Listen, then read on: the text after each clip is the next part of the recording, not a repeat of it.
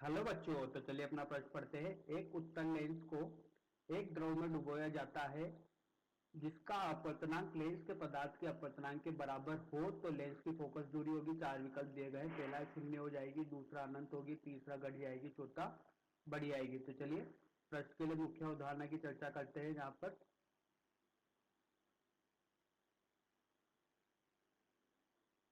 मुख्य उदाहरण, तो देखिए अगर यहाँ पर अपन मुख्य उदाहरण की बात करें तो अपन को पता है, जैसा कि अपन जानते हैं, पतले लेंस के लिए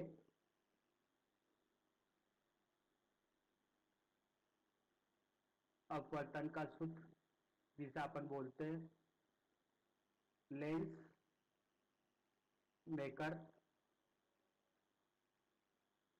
लेंस मेकर सूत्र बोलते हैं जिसे अपन।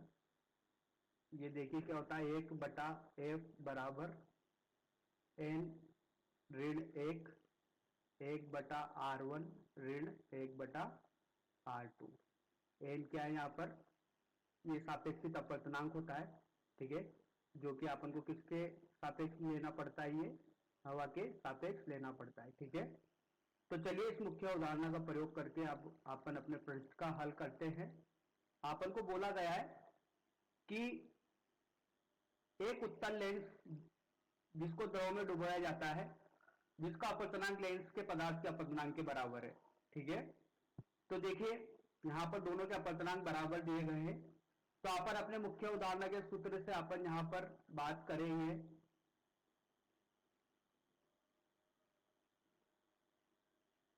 तो यहां पर अपन लिखते हैं 1/f बराबर द्रव का अपवर्तनांक लेंस के अपवर्तनांक, या अपन बोल सकते हैं लेंस के पदार्थ के अपवर्तनांक के सापेक्ष, ठीक है। यहां पर अपन ने अभी सापेक्षिक अपवर्तनांक लिया है। ऐसा क्यों लिया है, क्योंकि देखिए ये अपना एक लेंस है जो कि किस में रखा हुआ है, ये द्रव में रखा हुआ है, ठीक है, ये द्रव में रखा हुआ है, ठीक है।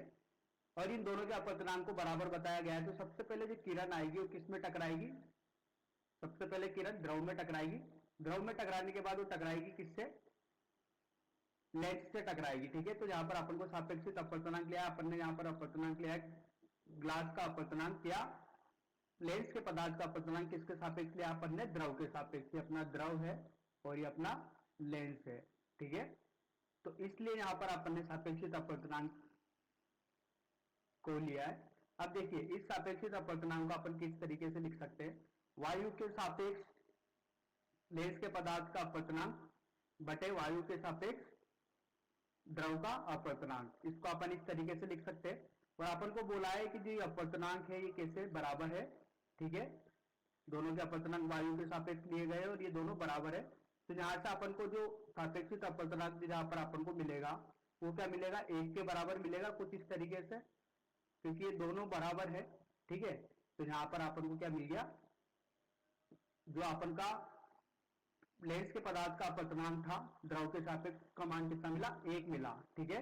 तो चलिए यहां पर अपन मान रखते हैं। तो 1/f बराबर 1 ऋण 1, 1/r1 ऋण 1/r2। तो यहां से 1/f बराबर 0, तो f बराबर 1/0, मतलब ये कितना है, अनंत। तो बोला गया है कि जब किसी उत्तल लेंस को द्रव में रखा जाता है और दोनों के अपवर्तनांक बराबर हो तो लेंस की फोकस दूरी होगी। तो लेंस की फोकस दूरी यहां से अपन के पास कितनी मिली, अनंत। तो चलिए अपने सही विकल्प को देखते हैं। यहां पर ये चीज अपन को दिया गया था, ठीक है, दिया गया था। तो लेंस की फोकस दूरी अनंत होगी, ब ऑप्शन अपना सही है। अतः विकल्प ब सही होगा। धन्यवाद। आशा करता हूं बच्चों आपको समझ में आया होगा। धन्यवाद।